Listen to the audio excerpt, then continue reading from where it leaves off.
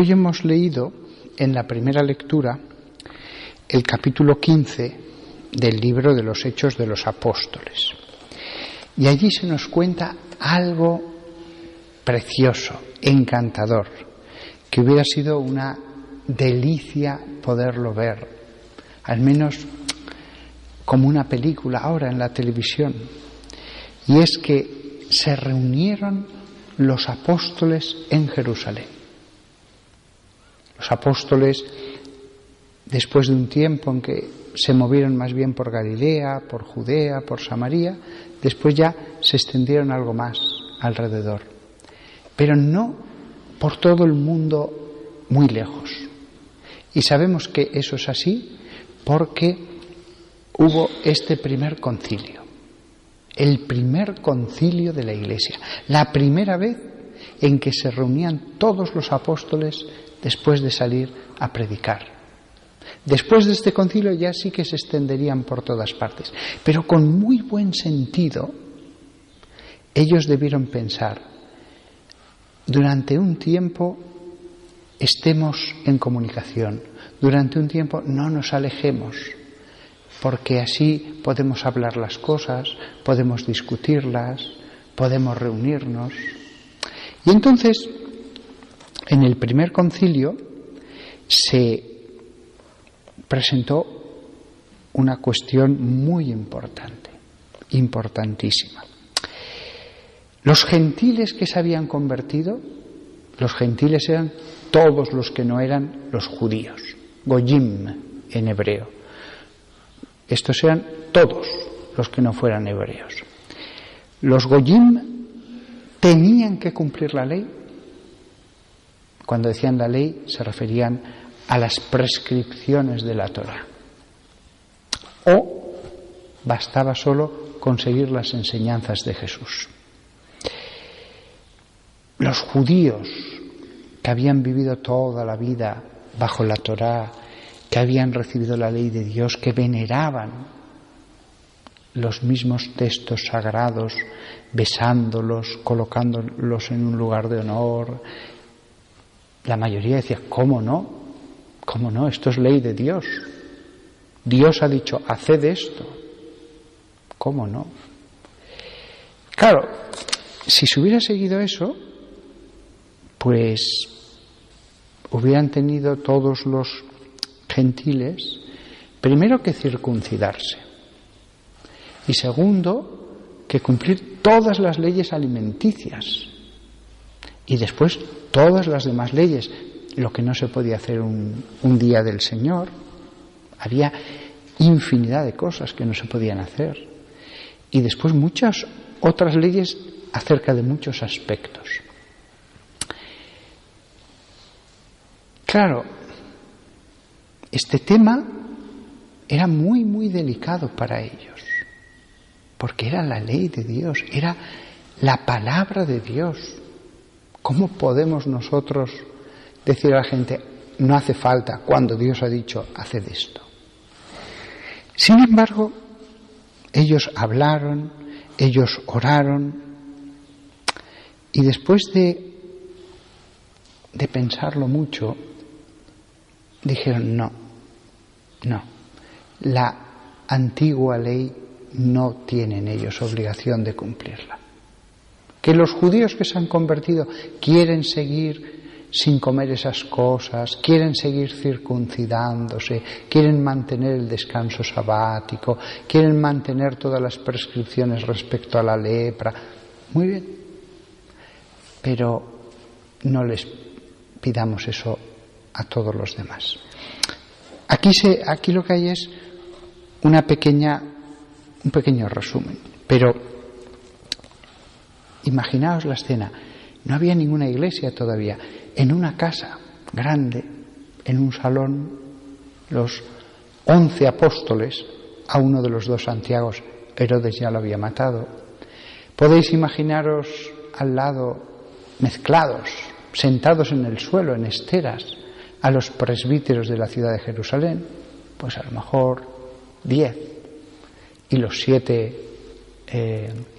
diáconos, con los apóstoles habrían venido pocos presbíteros porque tenían que cuidar a esas comunidades, pero a lo mejor había pues otros 7, 10 presbíteros venidos acompañando a los apóstoles. En total, en ese salón nos podemos imaginar que podía haber 40, 50 personas. Y ellos orando con los salmos, pidiendo al Espíritu Santo que les iluminara, darían sus razones a favor y en contra. Y en un momento dado se levantó Pedro y les dijo a los apóstoles y a los presbíteros: hermanos, desde los primeros días, como sabéis, Dios me escogió entre vosotros para que los gentiles oyeran de mi boca el mensaje del Evangelio y creyeran. Es decir, el resto de los apóstoles se había dedicado más a predicar a los judíos de otras ciudades, porque ya sabían todo la base y era fácil ya predicarles: ha venido el Mesías. Pero Pedro fue encaminado más a los gentiles. Eso aparece también en Hechos. Y continúa Pedro, el primer papa que iba vestido con una túnica normal y corriente y, si hacía frío, un manto, nada más. Un aspecto de pescador sencillo, nada majestuoso, nada pictórico, un hombre sencillo, pero que había sido escogido por Jesús para ser el primero entre los mensajeros, los que anunciaban, los enviados. Apóstol significa enviado. Y les dice: y Dios, que penetra los corazones, decía Pedro, mostró su aprobación dándoles el Espíritu Santo igual que a nosotros. Eso él lo había experimentado. Llegó a una ciudad y allí, en esa población, el Espíritu Santo vino a ellos, a los gentiles. Pero si no seguían la Torá, si no se habían circuncidado, si no dejaban de comer esas cosas, y sin embargo el Espíritu Santo ya estaba en ellos, actuando en ellos. No hizo distinción entre ellos y nosotros, pues ha purificado sus corazones con la fe. Es decir, ¿por qué les queréis exigir que hagan todo eso si ya tienen el Espíritu Santo? Si ya se han bautizado y viven en el amor a Dios, ¿por qué además les pedimos lo otro? Si ya tienen esa vida en Jesús. Continúa. No hizo distinción entre ellos y nosotros, pues ha purificado sus corazones con la fe. ¿Por qué provocáis a Dios ahora, imponiendo a sus discípulos una carga que ni nosotros ni nuestros padres hemos podido soportar? Es decir, ¿os dais cuenta cuántos preceptos les queréis poner? Si nosotros mismos a duras penas hemos podido cumplir con toda la ley. No, creemos que lo mismo ellos que nosotros nos salvamos por la gracia del Señor Jesús. Es decir, no por la ley, no por si has cumplido todos estos preceptos del Levítico, tal cual. Imaginaos que hubieran dicho: es obligatorio, pero entonces es obligatorio las leyes de separación de los gentiles. No podían tener trato con los gentiles. Bueno, eso no. Pero entonces, ¿y las leyes del culto? Bueno, pues eso tampoco. Y hubieran tenido que empezar a hacer excepciones y excepciones y excepciones.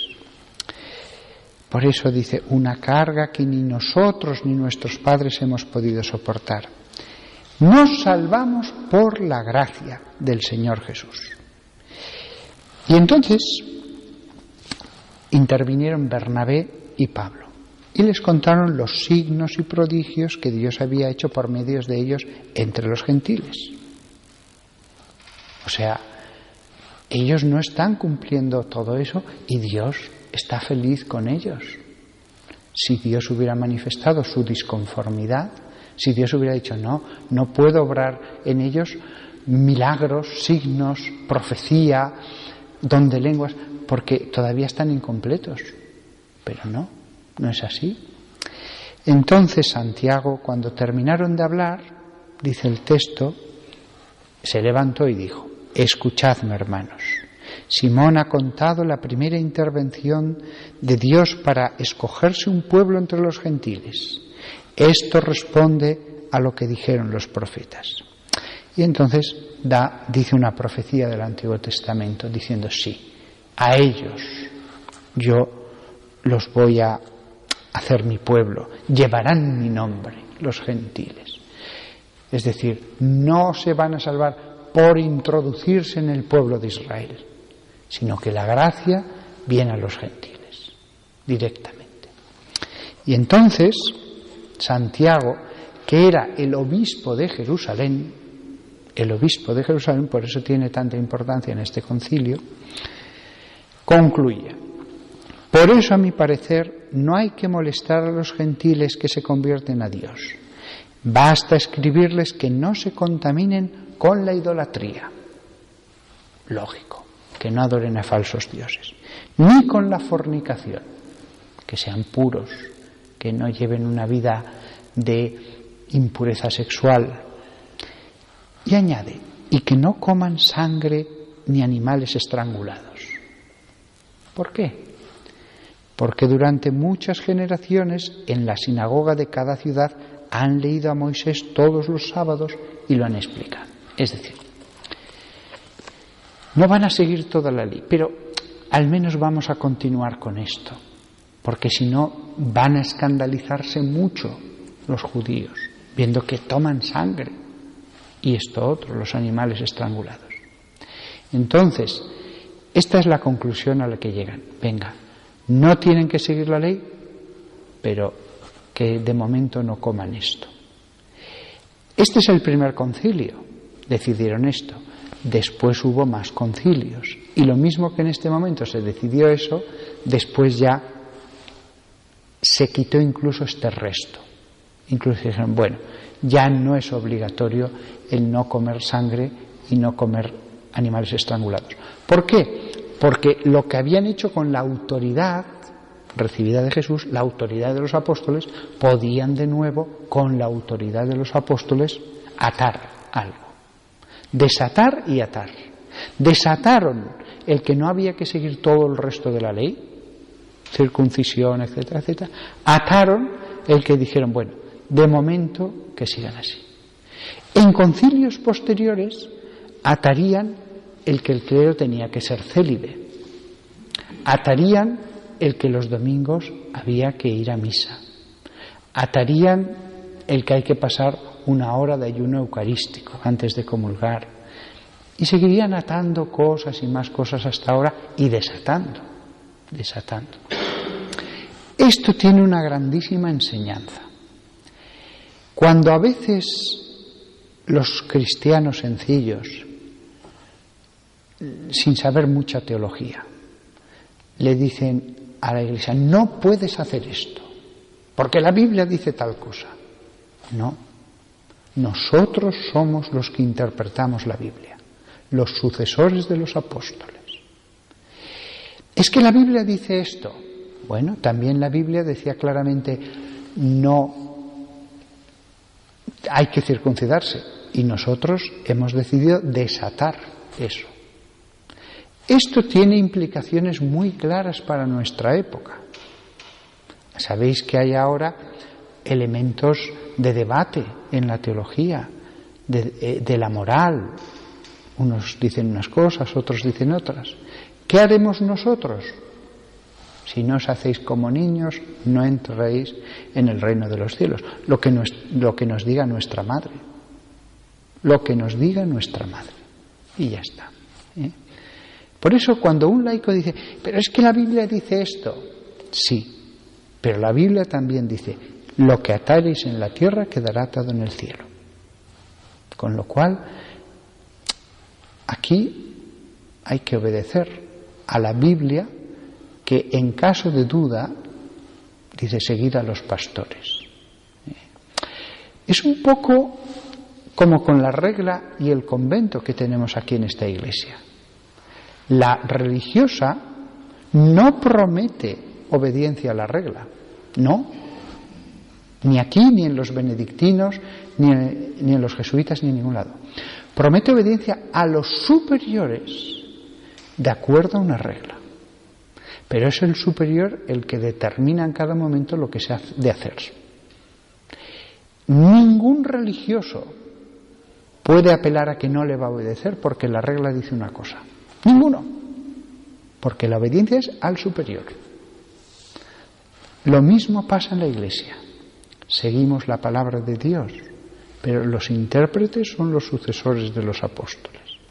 En este momento, por razones de no escandalizar, dijeron, pero que no tomen sangre, ni animales estrangulados. Después esto lo sacaron.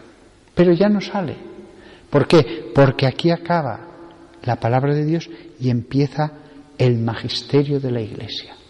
Y vendría otro concilio, y otro, y el concilio de Constantinopla, y el de Trento, y el Vaticano I.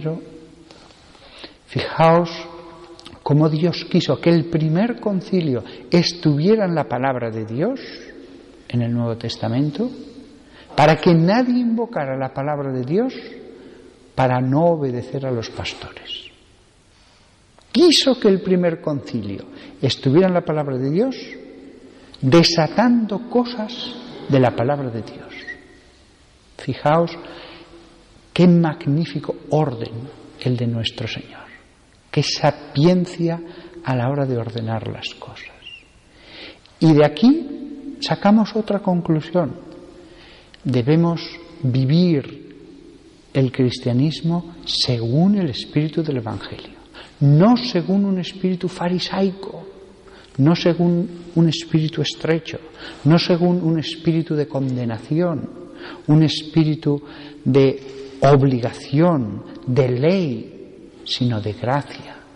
El espíritu de las parábolas, el espíritu del amor, el espíritu de la misericordia de Dios, el de un Padre bondadoso. No quiero yo que nadie peque, pero la realidad es que no vivimos bajo el peso de un Dios terrible que nos va a fulminar si no hacemos lo que Él quiere. No. Vivimos bajo el espíritu de las parábolas de Jesús. Nada más que sirva esta explicación sobre el concilio para nuestra vida espiritual, para cómo tenemos que vivir el cristianismo. Y que no sirva esto para decir anchas Castilla y hago lo que quiero, sino para darnos cuenta de lo bueno que es Dios.